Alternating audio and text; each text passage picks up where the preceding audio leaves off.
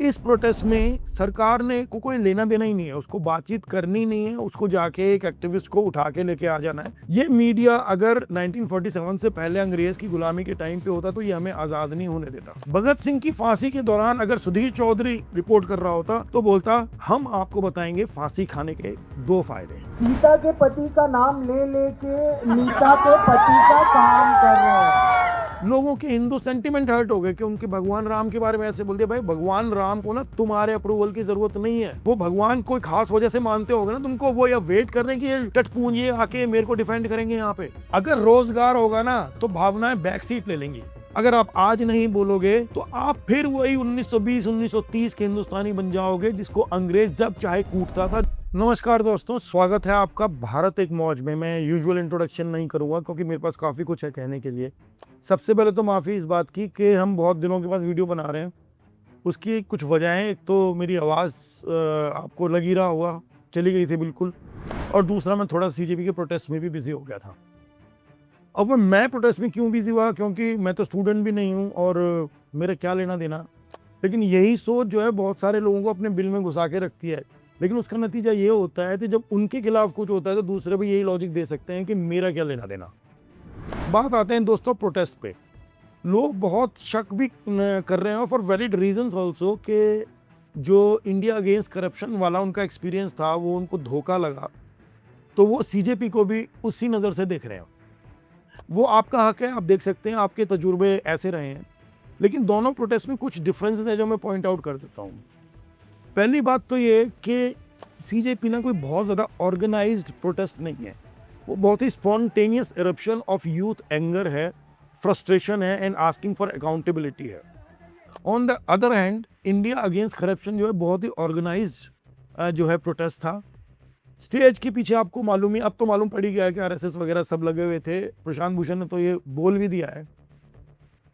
और आईएसी के टाइम पे सरकार का रवैया क्या था? सरकार actually try to talk to the protesters. एक कमेटी भी बनी थी जिसमें सरकार ने जो प्रोटेस्ट कर रहे थे लोग उनसे बातचीत करने की शुरुआत करी थी। इस प्रोटेस्ट में सरकार ने को कोई लेना देना ही नहीं है, उसको बातचीत करनी नहीं है, उसको जाके एक एक्टिविस्ट को उठा के लेके आ जाना है।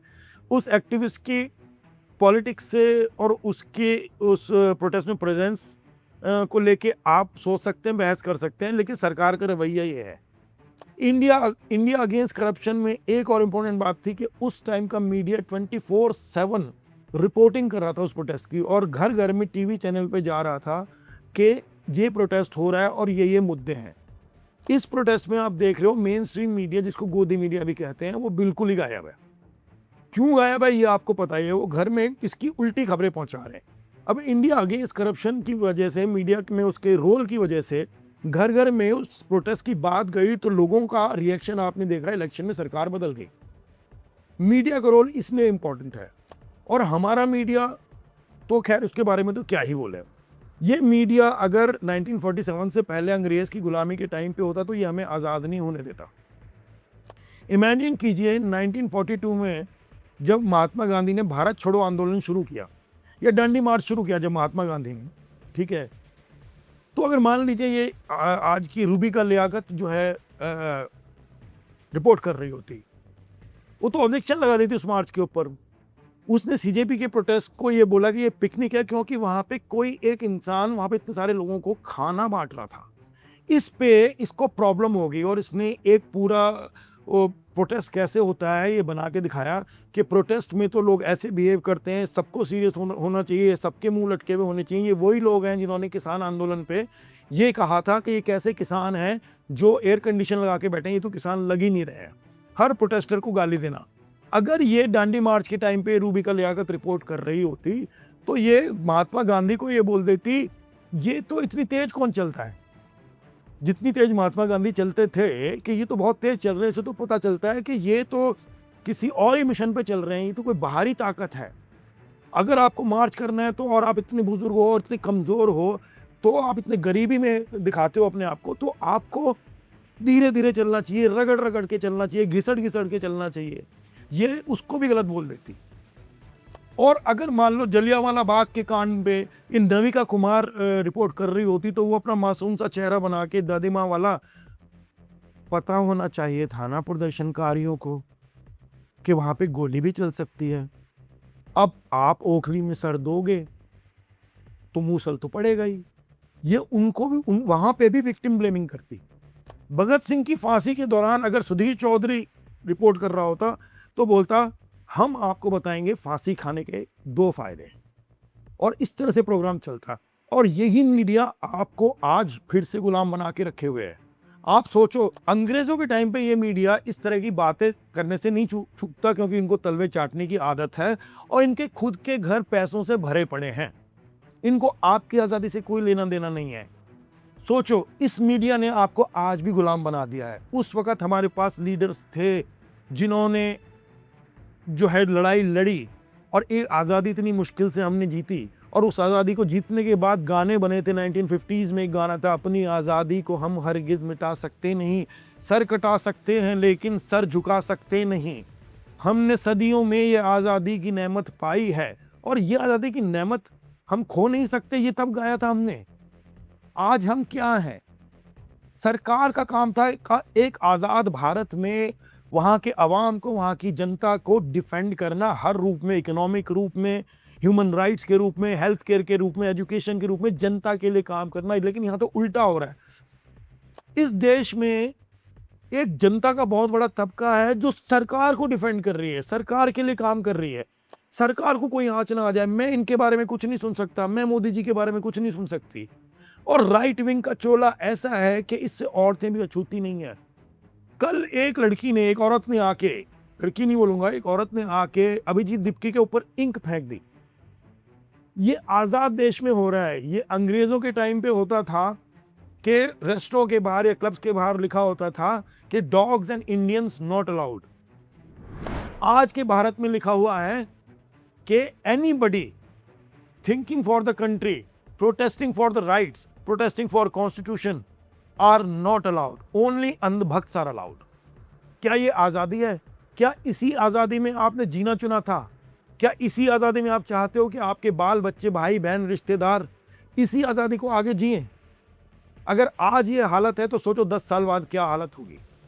अगर आप आज नहीं बोलोगे तो आप फिर वही 1920 1930 के हिंदुस्तानी बन जाओगे जिसको अंग्रेज जब चाहे कूटता था, जब चाहे बोलता था और प्रोटेस्ट करने पे जेल में डाल देता था। आज भी यही हो रहा है। क्या फर्क पड़ा? कुछ भी फर्क नहीं पड़ा। दोस्तों, अजीब देश हो गया है। ठीक है, कुणाल कामरा ने आके वहां पे एक जोक बोला जिसमें अब वो कामरा को वहां बोलना चाहिए था ना, नहीं बोलना चाहिए था, अलग बात है, लेकिन इतना सोच के बोलने के लिए देश बनाया था हमने। उसने जोक बोला, सीता के पति का नाम ले लेके नीता के पति का काम कर रहे हैं, जिसमें एक्चुअली अंबानी और प्रधानमंत्री का मजाक उड़ रहा था। लेकिन पता नहीं क्यों खामखा लोगों के हिंदू सेंटिमेंट हर्ट हो गए कि उनके भगवान राम के बारे में ऐसे बोल दिया। भाई, भगवान राम को ना तुम्हारे अप्रूवल की जरूरत नहीं है। ठीक है, वो भगवान कोई खास वजह से मानते होगे ना तुमको, वो या वेट कर रहे हैं कि ये टटपूंजिए आके मेरे को डिफेंड करेंगे। यहाँ पे लेना एक ना देना दो, ये हर चीज में अपनी जो है भावनाएं हट करवाने आ जाते हैं यार। शहरों में बहुत लोगों ने देखा होगा, कस्बों में देखा होगा, आप गाड़ी चला रहे हो, सडनली आपकी गाड़ी को पीछे से कोई मार देता है। शहरों में, कस्बों में अक्सर ऐसी घटनाएं होती हैं। आप गाड़ी चला रहे हो, चाहे कितनी भी स्लो स्पीड पे चला रहे हो, कोई बंदा आके आपके आगे गिर जाएगा और बोलेगा, हो तुमने मुझे मार दिया, तुमने मुझे मार दिया और मुझे पैसे दो, नहीं तो मैं पुलिस बुलाऊंगा, यू हैव हर्ट मी। यही हरकतें हिंदुस्तानियों की बहुत विदेशों में भी पकड़ी गई हैं। गाड़ी को जबरदस्ती, अंग्रेज की गाड़ी को एक लड़की ने बोल दिया तुमने मुझे हिट किया, उसके पास कैमरा लगा हुआ है कि मुझे पैसे दो। ये इनकी भावनाएं भी ऐसी हैं यार। आप अपनी बात कर रहे हो, चल रहे हो, ये बीच में आके अपनी भावनाएं हट कराते हैं, फिर आपको धमकी देते हैं कि हम पुलिस बुलाएंगे, हमारी भावनाएं हट हुई। क्या आपकी भावनाएं इतनी कमजोर है? भाई, एक सीधी सी बात है, अगर रोजगार होगा ना तो भावनाएं बैक सीट ले लेंगी। अगर आपके पास सारी सुख सुविधाएं और सारे हक हकूक होंगे ना तो ये सब बैक सीट ले लेंगी। आपने देखा होगा पिछले कुछ सालों में जितने भी प्रोटेस्ट हुए हैं, बहुत सारे ये यूट्यूबर और ये अपना प्राइवेट चैनल, मतलब अपना पर्सनल चैनल चलाने वाले लोग वहां पहुंच जाते हैं और हिंदुत्व का बैंड बजाने लग जाते हैं। वो इसलिए नहीं है कि उनको हिंदुत्व से बड़ा प्यार है या हिंदू धर्म से बड़ा प्यार है, उनको हिंदू धर्म का बड़ा ज्ञान है। वो इसलिए है कि वो इसको करियर ऑप्शन समझते हैं। इनमें से बहुत सारे लोग पहले टिकटॉक पे और इधर उधर वीडियो बना रहे थे, लेकिन कुछ नहीं मिल रहा था इनको। फिर इन्होंने हेट को अपनी डिग्री उसमें प्रोफाइल में डाला, अपने रिज्यूमे में डाला, और हेट के ऊपर अपने वीडियो बनाने, इनको व्यूज आने लग गए, इनको पैसे बनने लग गए। That is a career for them. 90s में जब लिबरलाइजेशन हुआ था इंडिया में, यही हाल इंडिया की सॉफ्टवेयर इंडस्ट्री के साथ हुआ था।